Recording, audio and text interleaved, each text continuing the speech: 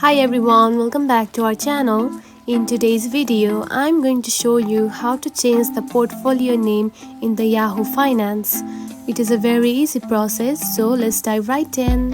First of all, find the Yahoo app on your home screen. Now open it. After opening the app, here you can find the option of account. Now tap on it. Now tap on to the name of the account just like this. Then tap on to account info right here. Then here you can find the personal info just right here. Now tap on it. Then here you can find the option of personal details.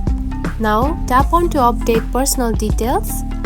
Now to change the name, simply tap on to name and change it. And after changing it, you can simply tap on to update.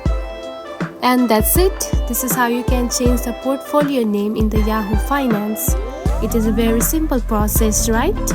If you found this video helpful, don't forget to like and subscribe for more tips. Thanks for watching.